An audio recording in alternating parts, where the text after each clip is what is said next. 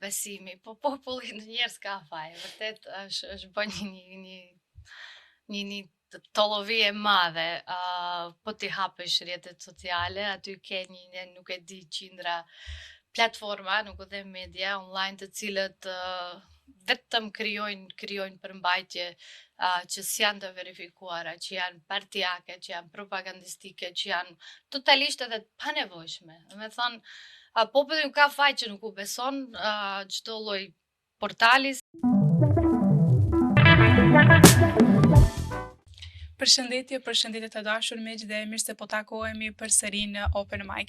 Shpresoj shumë që t'jeni sa më mirë dhe uroj që t'jeni duke ja kaluar sa më bukur.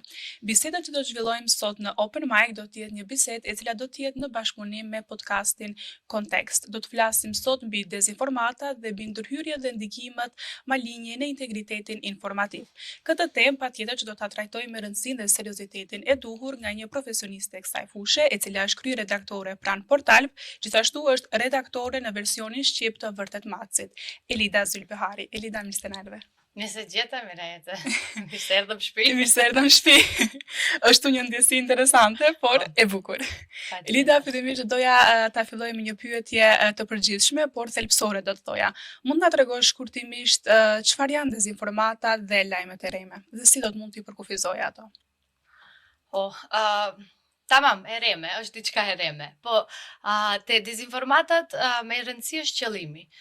Nëse ke qëllim të dëmtosh dikë, të i bësh keq dikuj, apo si të thash, të krijosh një dëm më të madh, atëherë bëhet fjalë për dezinformat. Pra shpërndaj një gjysmë informat, një gjysmë e vërtet, një diçka e sajuar ose diçka që konstruktohet, po qëllimi të jetë i keq. Pra më shkurt edhe më specifikisht është kjo. Se dallon, domethënë dezinformata ka që janë pa tendencë, pra kur bëhet veç keq informim nga gazetarët që shpejtojnë apo nga ndonjë titull i gabuar e kështu me radhë, zakonisht nëse numra ka për shembull 2-3 gabimi ose me 12-13, po këto janë pa tendencë dhe janë gjëra të gabimta, po tendenca që me qëllim të bësh dëm është dezinformat.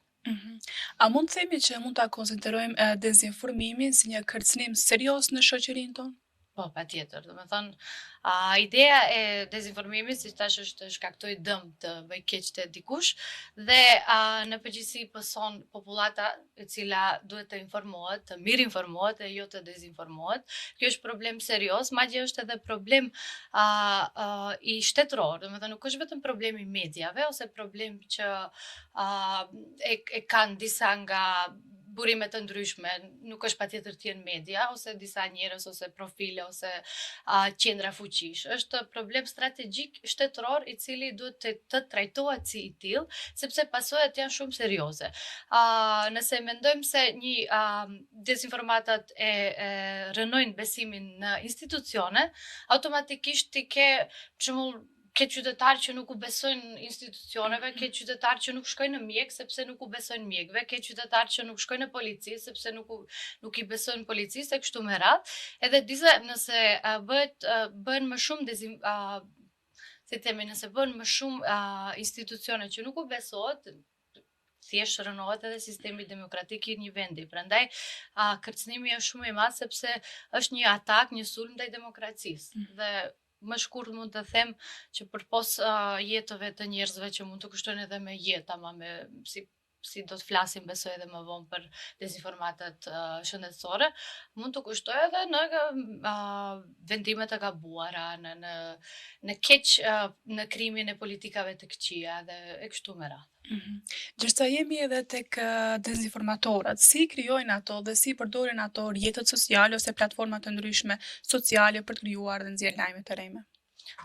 Me zhvillimin e teknologjisë dihet që më lehtë është ka ardhur mundësia që më lehtë të krijohet dezinformata, sepse dezinformatat rrenat janë që sa ekziston njerëzimi. Pra, nuk është ndonjë fenomen i ri të dezinformosh të rresh, por mënyra se si krijohen, mënyra se si shpërndahen, tash ka marrë një hof më të madh. Tash flas edhe 20 vitet e fundit, domethënë me zhvillimin e teknologjisë, me zhvillimin e rrjeteve sociale, mediat, platformat online janë ato kyçe të cilat krijojnë të them, disa gjysmë të vërteta, rena, gjërat të nxjerra nga konteksti, gjërat të cilat nuk jepet shumë, nuk jepet asnjë burim. Pra, mënyra të ndryshme të krijimit të një sajimi të një gjysmë të vërteta apo një rene të tërë dhe ajo shpërndan në rrjetet sociale. Në rrjetet sociale janë ato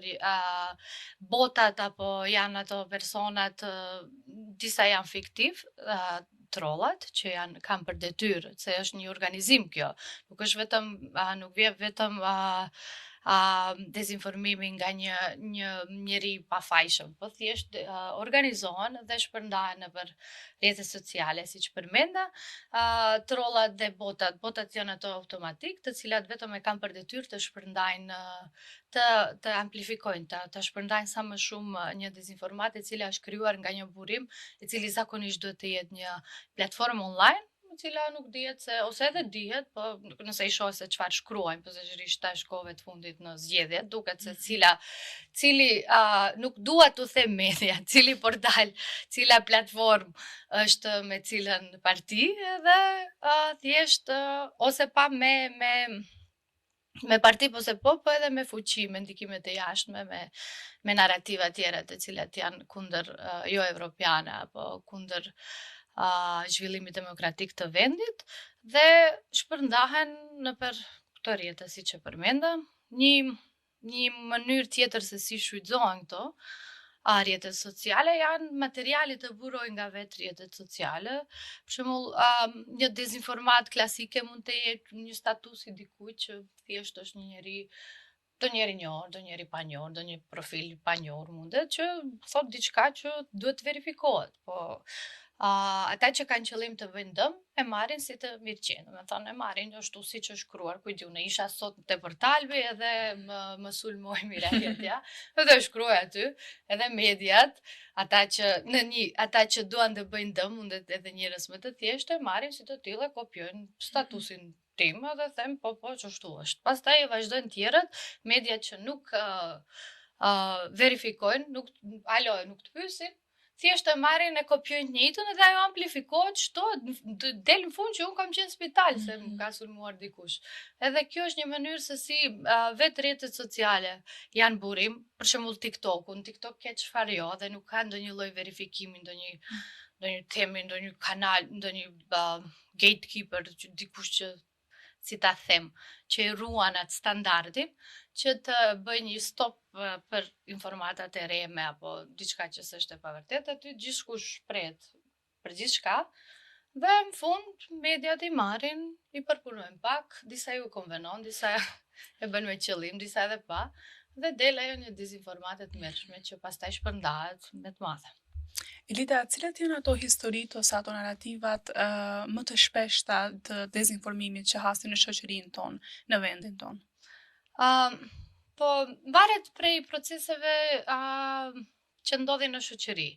Nëse kemi siç kemi zgjedhje tani, e pritshme është që narrativa dezinformuese dhe dezinformata duhet të jenë kundër oponentëve politik fillimisht, ato lokale, pra kundër një ideologjie njërës apo tjetrës, pastaj hypim edhe më lart dezinformatat të cilat janë nga të që vinë nga jashtë, ato politike ndërkombëtare që kanë të bëjnë me narrativat zakonisht kundër demokratike, që janë kundër Bashkimit Evropian, kundër vlerave të cilat ne si shtet duhet të përmbahemi. Pastaj kemi narrativa, për shembull kur ishte Covidi apo kur ka ndonjë krizë shëndetësore, ku ka epidemi ose kur duhet të vaksinohen fëmijët kur hyjnë nëpër shkolla, atëherë kemi narrativat që janë antivaksere, që janë kundër vaksinimit, kundër ilaçeve dhe kundër trajtimeve të mjekut, bashkë në institucione shëndetësore. Pastaj kemi diçka e re që është paraqitur është dezinformimi me kriptovaluta për përfitimet e tyre. Narrativ tjetër që pra dezinformata lloje që ekziston janë ato, siç thash, shëndetësore, krime financiare, do të thonë krime të tipit më jep të dhënë lëra shpërblyese kështu me radhë. Janë disa nga varet prej kohës se kur dalin në pa dhe si zhvillohen. Gjithse jemi te dezinformimi lokal ose edhe për te IT, si e vlerësoni besimin e publikut ndaj medjave të Republikës së Maqedonisë së Veriut? Besimi, po populli ndonjëherë s'ka faj, vërtet është bën një tollovi e madhe. Po ti hapësh rrjetet sociale, aty ke nuk e di, qindra platforma, nuk u them media online, të cilët vetëm krijojnë përmbajtje që s'janë të verifikuara, që janë partijake, që janë propagandistike, që janë totalisht edhe të panevojshme. Me thonë, populli nuk ka faj që nuk u beson çdo lloj portali se nuk filtrohen, nuk verifikohen, nuk ka etik gazetareske, prandaj edhe besimi ka rënë edhe për fat të keq mendoj se kjo tendencë do vazhdojë derisa nuk merren masa më serioze nga vetë gazetarët, fillimisht ta rregullojnë atë sferën e vet, po pastaj ndoshta edhe ligji i cili është i ri tash që do t'i futë edhe disa nga influencera, po çfarë do qoftë që janë edhe ata po nuk jam shumë e bindur se gjërat duhet rregullohen me rregullim. Ma shumë besoj që mund bëhet me vetë rregullim, me vetë ndërgjegje gazetareske, se ato që bën gazetar duhet t'i respektojnë parimet gazetareske dhe duhet ta punojnë atë që duhet ta punojnë, si një mjek i cili ka ato procedurat, mëson provimi, ka rregullat e tij për të bërë mjek, edhe ne i kena, nuk është që gazetar secili mund bëhet gazetar. Ti mund ta ushtrosh profesionin e gazetarisë, po secili. Mirë po, profesioni i mirë fill tamam që t'jesh gazetar, i patjetër duhet t'i nështrohet rregullave të respektimit të kodit etik, të kodit të gazetarisë. Nuk mund të si që bëjnë disa, më thanë mu, unë t'ua them ashtu edhe hajt, më thanë në rrugë aty dëgjova, ose na quan inbox dhe unë e publikoj këtë se më thanë që ashtu. Ajo nuk është gazetari, ajo është thashë thëmë, ajo është diçka që t'jeshtë gjithçka është, po jashtë gazetarisë. Thashë theme, propagandë, nuk e di, muhabet koti, muhabet kafes, vetëm e një anshme. Gazetaria duhet t'i ketë, të paktën të tentoj të ketë 2-3 anë. Kur foli edhe 3 anë, flas edhe për ekspert, se gazetaria duhet të ketë një lloj thelbi konstruktiv. Duhet të jetë gazetari e cila përpos që e shfaq problemin, që thotë se ku di unë, këto lulet këtu nuk janë të mira etj. Kush i ka fajet, i ka ky aj, duhet të jep një zgjidhje, duhet ujtën, apo të pyesim një ekspert i cili do të tregojë se çfarë mund të ndërmiret për këtë, sepse thjesht kemi sot njerëz të cilët në një dalin edhe vetë promovohen, tash me këtë trendin e influencerëve, dalin edhe flasin jam këtu, ku e di unë çfarë, pa asnjë verifikim. Ka ndodhe ka pa se ka polici, ose ka ndonjë grumbull aty, ose dikush ka thënë diçka, edhe dalin u jam këtu, ku e di çfarë, ndodhi kjo ajo, ky më tha haj për të mirë. As polici pyet, as anën tjetër e pyet, as të vërtetën e kërkon. E kjo është ajo pjesa e influencerëve që gazetarë influencer nuk përzihen. Jo në këtë mënyrë, mund të përzihen, po, nëse ti patjetër që je njeri publik, që i ke qëndrimet e vetë edhe flasish.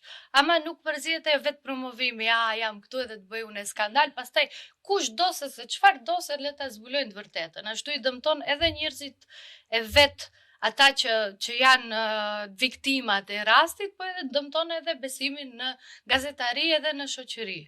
Prandaj nuk e di, matjet, për shembull, jo se jam te portalbi, ama matjet tona që 15 vite sa jena të IRI, të Institutit Republikan, që i bën matjet për besimin në media, kur ka filluar të mat portalet është në fillim, i pari, gjithnjë.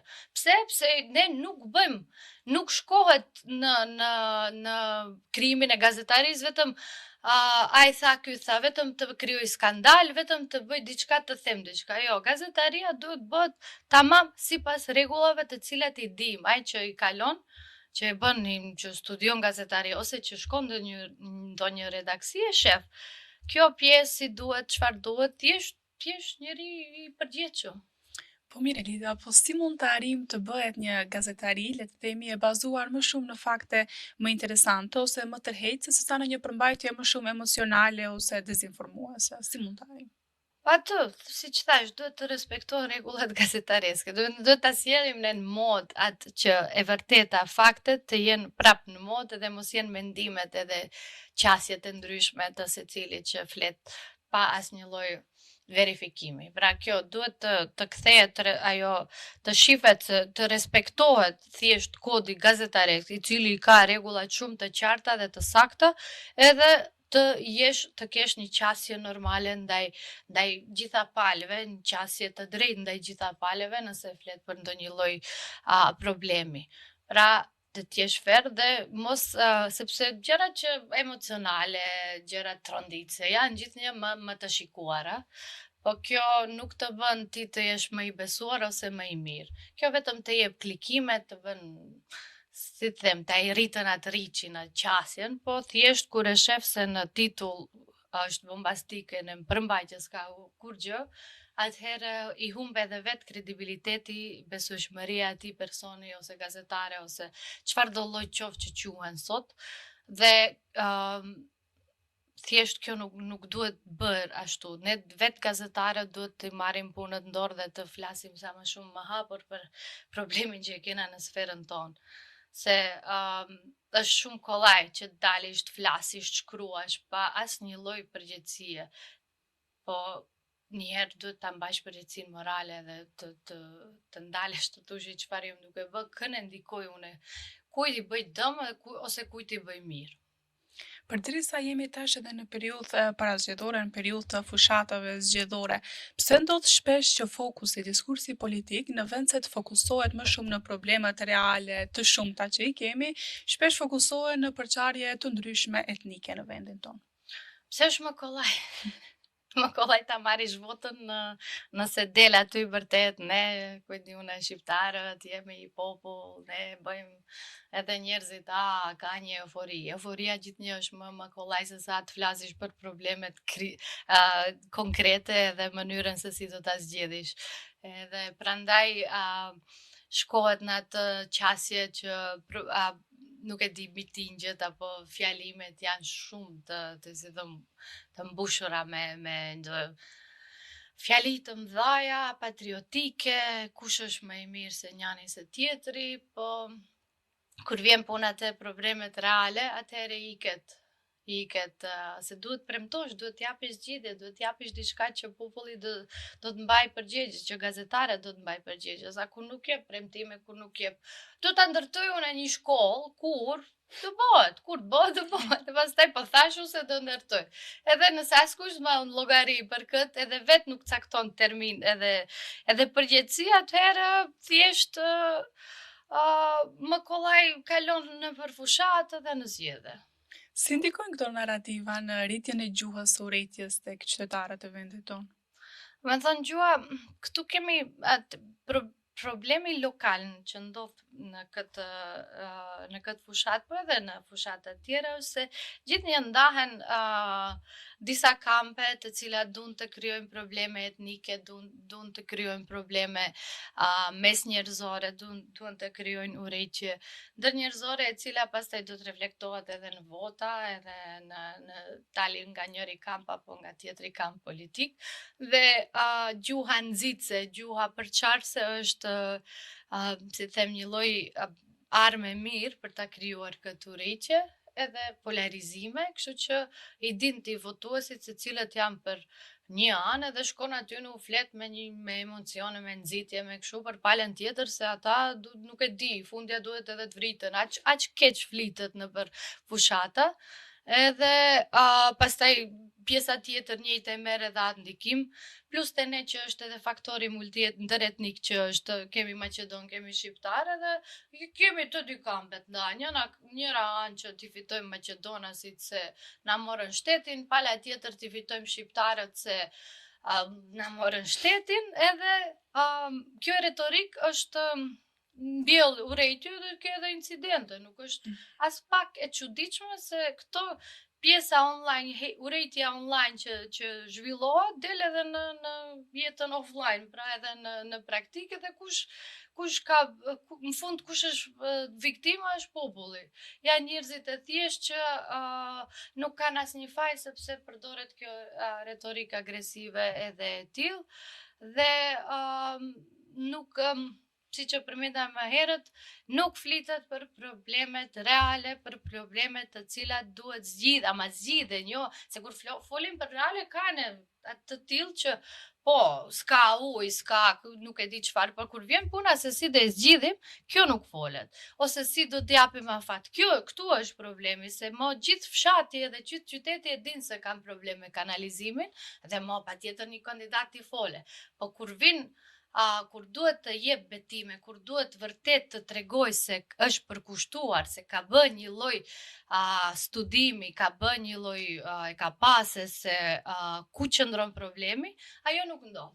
Se ka plot në i dim edhe zgjedhjet e kaluara, i ndjekim, edhe në fund del po nuk e dija se ky, nuk e di unë, nuk e dija se ky vend që nga privat. Unë e kom premtu se do të bëhet një lloj shkolle, ama nuk arrita, po ti zotni ose zonjë, pse nuk e bëre një lloj hulumtimi pak më herët, kur ta pare se ta premtosh. Dhe këto janë ato pjesët që mungojnë në fushatën tonë dhe zaventohet me retorikë përçarse. Cili është rreziku kur shpesh në media rrugtimi drejt BE-s duket ose paraqitet i ndryshëm për palën shqiptare dhe i ndryshëm për palën maqedonase? Po, është mirë, e ke vërejtur mirë këtë fenomen, domethënë një pjesë e popullit nxitet edhe elektrizohet në fushat, po edhe para asaj, se kjo që sa u ndru qeveria është një lloj tendence e cila zgjat një vjet e gjysmë, din që aderimi në Bashkimin Evropian është një lloj tradhtie, sepse duhet ndryshojmë, duhet sakrifikojmë shumë. Kjo është ka pala maqedonase që e shohin si Bashkimin Evropian si një entitet i cili u merr diçka, a ne shqiptarët një etnitet e cila na dhuron diçka dhe ti ke një shoqëri me disbalans, ti ke një pjesë të madhe të shqiptarëve, një pjesë të madhe të shoqërisë e cila don të integrohet, sepse nuk kam patri tash ndonjë lloj problemi të kenë në partitë tona, ose popullata, kurse ana tjetër është ajo që normal duhet bën kompromise dhe ke një disbalans të madh, ke dy copse të keq ngjitura me një shtet, edhe kjo krijon pasoja, krijon urrëtie, krijon përçarje, krijon mosbesim në institucione e kështu me radhë. A është Elida financimi në media një problem për media tona në Republikën e Maqedonisë? Edhe aq shumë, domethënë, ne në Metamorfozis i ndjekim financimin e posaçërisht fushatave, edhe duket që vërtet financimi mediave është problem i madh, pasi që nuk ka treg edhe nuk ka dhe me ekonomi e cila media do të ketë përfitime të pavarura, pra gjitha janë të varura nga ndonjë fuqi, biznesi i cili për fat të keq për erë është i varur prej politikës, apo thjesht ke pjesën e pavarur e cila mundohet me projekte të ndryshme të mbijetojë. Pra, trendi më i madh është që vazhdon për fat të keq është që politika mundohet të financojë sa më shumë media portale që pastaj ato t'ua mbajnë politikën e tyre, se të mos u aprishin partive politike dhe të bëjmë propagandë mes tyre. Dhe kjo është problem sepse nëse një medium ndikohet nga sponzori, nga partitë politike apo nga qendrat e fuqive që kontrollohen nga partitë politike, atëherë nuk mund ata të jenë të pavarur, nuk mund të japin një lajme objektive, nuk mund të japin lajme kualitative, nuk mund të japin informata të cilat vërtet janë të nevojshme për opinionin dhe normal që këtu i dëmtojnë të drejtën e informimit që ka njerëzit. Ndërsa të kthehemi pak edhe tek reklamat online. Sa është problem mungesa e transparencës tek këto? Te reklamat online tash për fushat, për shembull, kemi parë që ne jemi duke bërë një ulumtim dhe vrem se cilat parti reklamohen në rrjetet sociale dhe shohin që nuk ka asnjë lloj llogari dhënie në reklamimin online. Nuk e din cilat parat të cilës parti janë, mendoj të cilës parti janë deri diku dihet se janë profilet të cilat ne i ndjekim në Facebook që reklamohen, por nuk ka asnjë lloj llogaridhënie më tej saq se ku janë marrë, sa janë harxhuar, sa para tonat janë harxhuar, prej ku vinë edhe si shkojnë. Pra reklamimi politik online është totalisht i paregulluar dhe këtu duhet ndërmiren masa shumë që të bëhet një lloj ndryshimi që të ketë transparencë, të dihet se ku shkojnë parat tona dhe kush i harxhon ato dhe si dhe sa. Ne si Metamorfozis kemi përfaqësues në grupin i cili merret me ndjekjen e shkeljeve zgjedhore, pra është në bashkëpunim me Agjencinë për Shërbime Audio dhe Audiovizuele, ka edhe organizata tjera, është ajo shoqata e gazetarëve dhe disa të tjerë, ne kemi përfaqësues në këtë trup dhe ky trup merret me paregullësitë zgjedhore dhe shkeljet të cilat bëhen gjatë fushatës dhe duke ndjekur kodin i cili është nënshkruar edhe nga ne, për atë se si duhet të sillen edhe mediat po edhe partitë gjatë fushatave zgjedhore, gjatë referendumeve. Elida, nga vëzhgimi juaj, mund t'rregoni si e shihni ndikimin rus në periudhë të fushatave zgjedhore në vendin tonë? Ndikimi rus në Maqedoni nuk është diçka e re dhe ndikimi i tillë sa herë shihet kur ka procese më të mëdha shoqërore, siç janë zgjedhjet. Kemi parë që gjatë referendumeve, zgjedhjeve, krizave politike, krizave shëndetësore, atëherë kemi një lloj infrastrukture e cila është krijuar me kohë dhe sipas nevojës aktivizohet për të shpërndarë narrativa të ndryshme. Ne në Maqedoni kemi edhe parti që janë shqyr deri diku nuk kanë shumë ndikim, por janë jashtë parlamentit, të cilët haptazi e përkrahin Rusin edhe i përkrahin politikat edhe mentalitetin e teoritë ruse e kështu me radhë. Rodina, Edin Svena Makedonia e kështu me radhë. Këto janë tamam haptazi që shkaktojnë një lloj, si të them, një lloj keq informimi për atë për ndikimin për vlerat e ruse ose autoritative që i ka në Rusi. Njëjtë është problem edhe kohëve fundit i kemi pa edhe takimet e krerëve shtetëror që janë me njerëz që janë të dekoruar nga Rusia, që kanë lidhje të fuqishme ruse. Kemi një ministër pro-rus i cili ka shku në disa manifestime. Dhe në parollat, në qasjet e tyre, nuk është domosdoshmëri që dalaj ne duam Rusinë edhe u sos puna e këtu shihet ndikimi rus. Ndikimi rus është po edhe serb, është më i thellë, me thënë është puna që shpërndahen narrativa anti-bashkimit, kundër bashkimit evropian, narrativa të cilat mbjellin mosbesim në demokraci, në institucionet tona, siç thash, ne jemi vendi që na shpëton, vetëm Bashkimi Evropian na shpëton. Tash për tash kjo në këtë mënyrë se si jemi të krijuar, nëse ne nuk integrohemi, unë nuk e di se çfarë do ndodhe me ne si shtet. Prandaj nga ana tjetër Rusis edhe vendeve autoritare u konvenon që ne mos jemi pjesë e këtij Bashkimi Evropian, që ne të jemi vazhdimisht në kaos. Edhe siç thash, narrativat janë të tipit do ta humbni atë sovranitetin shtetëror nëse i bashkoheni Bashkimit Evropian, nuk do të jeni të pavarur. Pa është edhe pjesa që Bashkimi Evropian do prishet së shpejti, pse duhet mundoheni ne ju si shtet Maqedonisë të bëni pjesë e saj.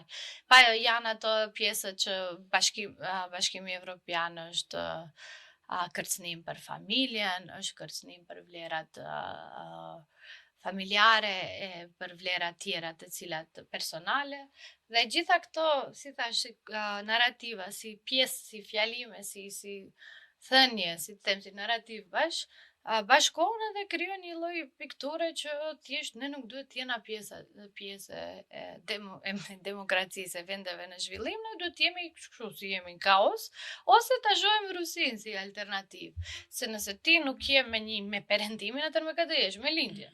Dhe prandaj jepet një farë dikush haptazi, dikush jo, se lindja, Rusia, Kina janë alternativat tona, se ne mund të bëjmë diçka me ata. Ako në fakt ti e din që ne e dim krejt se sa investon Bashkimi Evropian në Maqedoni dhe sa të mira dhe përfitime kena ne nga vetë BE.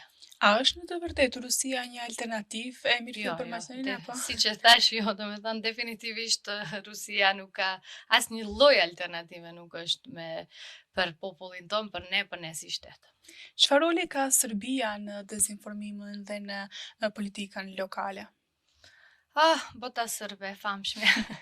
Do me thënë, dezinformatat ruse të cilat shkojnë në Serbi, ata përkthehen, bëhen zmadhohen, bën ende më të fuqishme dhe si të tilla vinë edhe në Maqedoni. Pra është ajo rruga e dezinformimeve, e narrativave të anti-BE që nis prej atje dhe vazhdon në Serbi dhe përkthehet, vazhdon në Maqedoni, shkon lart në disa edhe Shqip për fat të keq, përkthehen lajme, dezinformatat, gjysmë të vërtetët, shkojnë lart Kosovë, Shqipëri, Malzi, domethënë është një lloj rrugtimi i dezinformatave që vijnë nga atje. Pra është Serbia, si që thash, nuk du të hynë ato retorikat e partive shqiptare, cilat kush është me botën sërbe, kush jo, edhe pse kjo nuk është retorike cila lindi nga vetë partit, kjo lindi nga vetë Bashkimi Evropian, që janë të shqetësuar për botën sërbe në vendin ton, me eksponent të ndryshëm, po partit tonë kanë nisën në fushat, ju jeni, ju s'jeni, kush me kë është, kush e ka pru në fillim, kush jo, në vend që të shifet dëmi dhe në vend që rëndësisht të analizohet se çfarë në fakt ka krijuar kjo botë sërbe dhe çfarë bën, si duhet të ndalet, këto merren kush e bëri, kush se bëri. Dhe kjo nuk është mënyrë se si debatohet për këtë problem i cili vërtet është serioz. Njëjta edhe vlen edhe për në mediat, se mediat atë narrativ e kanë, nëse partit o eksponentët tonë, qeveritarët tonë, kanë që them, ndikim të madh sërb, atëherë kjo reflektohet edhe mediat të cilat u shkojnë për shtati këtyne politikanëve dhe vazhdon ajo them vala e ndikimit sërb edhe në popullat. Dhe kjo është shqetësuese. Cili është ndikimi i dezinformues ndaj shëndetësisë përpos humbjes së besimit në mjekësi? Te pjesa dezinformuese ndaj shëndetësisë ka të bëjë me kerimin e mosbesimit ndaj ilaçeve dhe mjekëve, pra duke bërë propagandë kundër mënyrave tradicionale të shërimit, mënyrave të reja të shërimit, mënyrave të cilat i përdorin mjekët tonë, atëherë njerëzit krijojnë një lloj aversioni ndaj shkores në spital, ndaj përdorimit të ilaçeve dhe thjesht mund të pësojnë mund edhe me jetën e tyre, pra të kenë dëme më serioze. Kemi ne mashtrime të tipit të ndryshëm në internet, duke i parë se disa faqe apo çfarë do që janë ato, shpërndajnë ilaçe të reme me mjek, i përdoren edhe fotografitë e mjekëve të njohur dhe thonë që ky ilaç, i cili nuk ka asnjë lloj certifikati, nuk ka asnjë lloj si të them garancie se nga VNC është krijuar, ama nga rekomandohet nga ky mjek. Edhe ne kena pas disa herë raste ku u desh të verifikojmë dhe të prodhojmë recenzione kontra, si them, recenzion të këtyre informatave, të themi që është e pavërtet, që ky mjek nuk ka reklamuar asnjëherë. Pra, tendenca për t'i mashtruar njerëzit me ilaçe të ndryshme pa verifikim plus me foton e mjekëve është shumë shqetësuese dhe ndodh. Dhe kjo fund i dëmton shëndetin e njerëzve e popullit tonë. Ngjërsemi tek mashtrimet dhe vetëm mashtrimet, Elida ti më herët përmende loja shpërblyese të rreme, cilat shpeshherë përdorin emra të shumë markave të njohura dhe të mëdha. Sa në të vërtetë janë të rrezikshme ato, se çfarë rrezikshmërie ato paraqesin për qytetarët? Kemi të bëjmë me vjedhje të dhënave personale dhe të dhënave personale financiare, të cilat më pas dëmtohen njerëzit financiarisht. Pra, nëse kur dikush e sheh një postim i cili vërtet duket shumë bindshëm, shumë mirë i krijuar, pra e ka markën e nuk e di, le të themi shembulli më i fundit me marketet, lojra shpërblyese nga një market me emër të caktuar, edhe aty ke logon e marketit, ke të dhënat dhe mendon se vërtet është e vërtet kjo dhe fillon komunikimi me ata në chat dhe aty kërkohen për ta marrë këtë dhuratë apo lojë shpërblyese për të marrë pjesë aty, duhet na japësh edhe dhënat e tua financiare, numrin e transaksionit, adresa e kështu me radhë, dhe njerëzit për fat të keq këtu gënjejnë dhe ua japin, që pastaj kjo rezulton në vjedhje të dhënave si tash financiare dhe dëmtim të kartelave të parave të xhepit të tyre, sepse këto të dhëna pastaj keq përdoren për të bërë ku e diu në shpenzime të ndryshme të cilat njerëzit që duan të bëjnë keq i bëjnë. Pra nuk duhet asesi nëse nuk është e verifikuar, duhet njerëzit të shohin se prej nga vjen, nëse nuk është në faqen zyrtare të marketeve. Pa duhet edhe vetë ta mendojnë sa vërtet marketet kanë krijuar lojra shpërblyese, apo sa markat, apo sa valigje. Më kujtohet një me valigjet në aeroport që valigjet e humbura jepen falas. Ne jepni dhënat e juaja që t'ua japin këto valigje. Pse ndet që edhe s'kan logjik, prandaj duhet mendohen. Ato që kanë pak logjik që vërtet duken si të sakta, atëherë duhet të kontrollohen mirë. Prej nga vinë dhe kush është burimi që të pysysh, fundja pysysh edhe në market, allo, kjo është e sakta, apo s'është e sakta, apo pse jam vu me marketet, po pa marrë parasysh. Nëse ka ndonjë mënyrë kontaktimi, bëhet. Po ma mirë, mos biesh pre e këtyne ofertave të ndryshme, mos jepen dhënat financiare personale asesi nëpër online. Pse është e rëndësishme Lida ose sa është e rëndësishme qytetarët të mësohen të mendojnë kritikisht? Kjo është rëndësia është kyçe e funksionimit njerëzor. Pra, nëse ne nuk kena mendim kritik, nëse ne nuk dim si të si të mendojmë, si të veprojmë në mënyrë kritike, nuk mund të zhvillohemi si shoqëri dhe si individ. Që nga shkolla fillore, që nga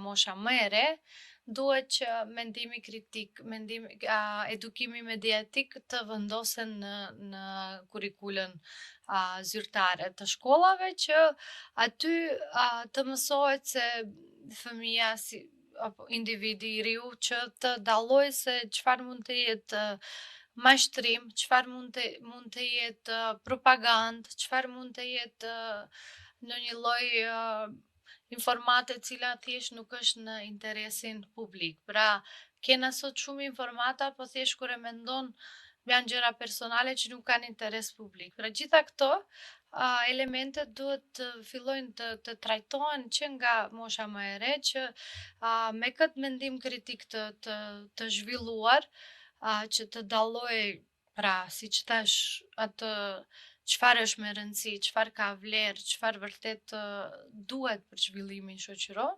Me këto aftësi edhe më tej ke një votues shumë të mirë, ke një votues të mirë informuar që din të zgjedhë si informatën kur merr nga mediat, si llogaridhënien që ju bën politikanëve, si thjesht kur kërkon arsimim më të lartë e kështu me radhë, i ke një njeri të formuar, një individ mirë, dhe në atë mënyrë ke edhe shoqëri të suksesshme e cila funksionon në rregull, pra. Prandaj shembull vendet skandinave janë shumë me kushte më të mira, me jetë më kualitative. Pse? Pse kur ta shohësh indeksin e mendimit kritik e edukimit mediatik e kanë lartë, e kështu duket. Elida, nëse nuk ke diçka për të shtuar, ne tashmë jemi në minutat e fundit të këtij epizodi. Unë falenderoj shumë që ishe mysafire në shtëpinë tënde. Faleminderit shumë Herti. Të shifemi pas. Shifemi pastaj, pas sa minutave. Dashur miq, kështu përfunduam edhe këtë epizod, paksa më ndryshe do të thoja, ne patjetër që do të shihemi përsëri javën e ardhshme në të njëjtin orar. Deri atëherë, mirëmbëjtje.